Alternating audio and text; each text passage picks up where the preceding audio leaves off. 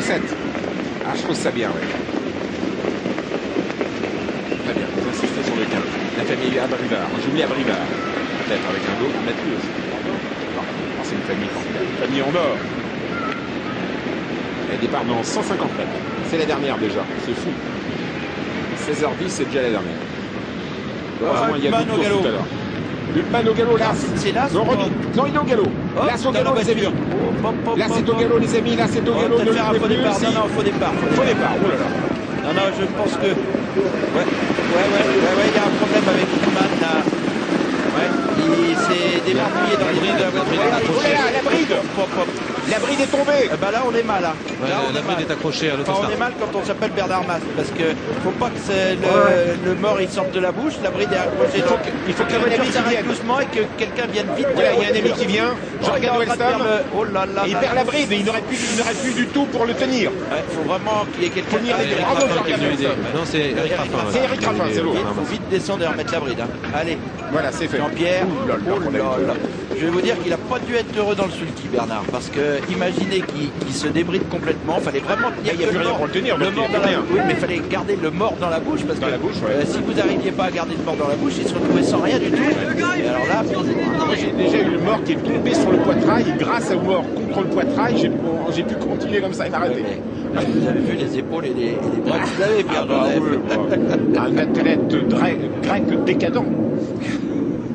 Ah là il était mal là. Oh, et son cheval il a fait la faute, il a buté dans les ailes. Pourtant il est venu assez tard Bernard. Hein, mais comment il fait notre ami Julien Narcy? Il voit mieux que nous de Colombe, c'est dingue. Bah moi je l'ai vu pris dans l'aile, mais je pensais pas qu'il était débridé comme ça.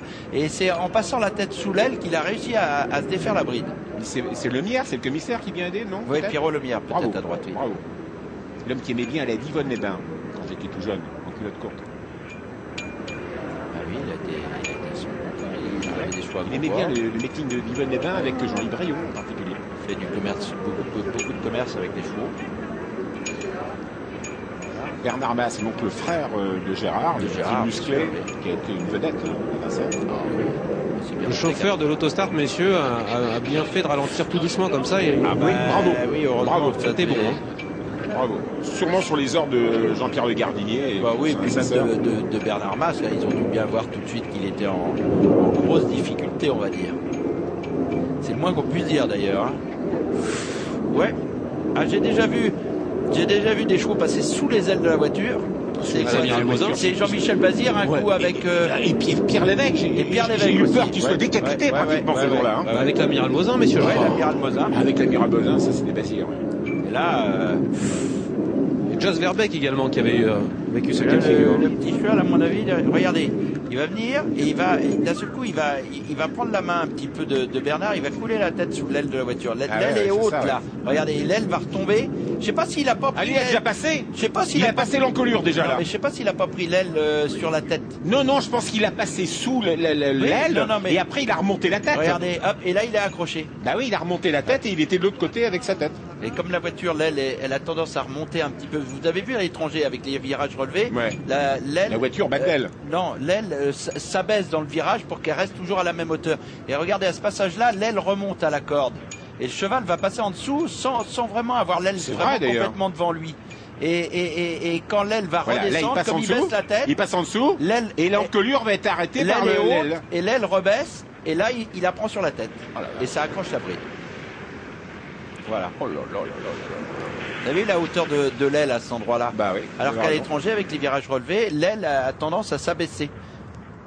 C'est-à-dire qu'on a un passé, formidablement glorieux, mais même si on a un passé glorieux, on a tout gagné en France, on a plein d'idées, on a des idées géniales, mais il faut peut-être quand même aussi évoluer un peu. Bah oui, il y a peut-être matière. Il faut regarder ce qui se passe à quelque chose. N'hésitons pas à copier. À organiser peut-être sur cette autostar avec les virages relevés, peut-être l'aile qui s'abaisse un petit peu en dedans pour qu'on ait toujours la hauteur d'aile à la même hauteur que la tête des chevaux. Alors sachez que de nombreux chevaux sont sortis de la piste.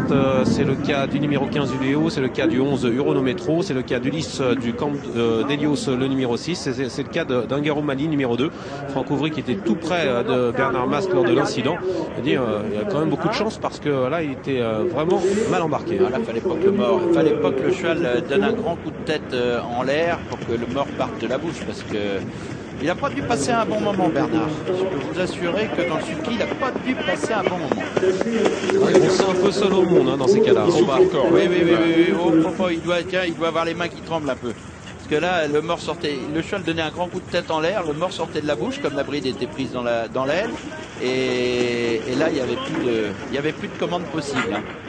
C'est comme une voiture à 180 sans volant. Mieux devant le cheval. Ça serait mieux devant le cheval. Et tous les concurrents qui étaient sortis de la piste reviennent sur celle-ci. Donc on va pouvoir partir dans peu de temps. L'autostart se replace d'ailleurs. Bien. Donc comme ça, on ne reparlera pas du départ du Prix de l'Atlantique, on parlera d'autre chose comme ça après cette dernière course. Hein. Parce qu'on pourrait en reparler quand même du départ du Prix de l'Atlantique. L'avant-course. Ah, non, d'une pipe. Oh, c'est agaçant quand même. Ça devient très agaçant.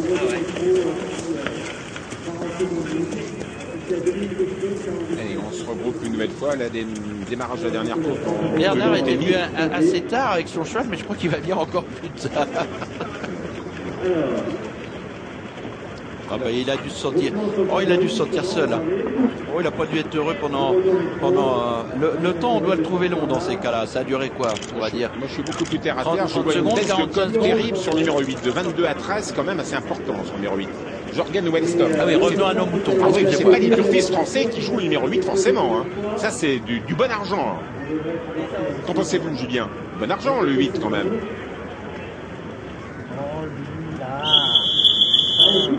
Ça sent bon. Ah bah, c'est pas nous autres. On joue pas Jorgen Wellstone, nous autres. On ne connaît pas. Sauf si on est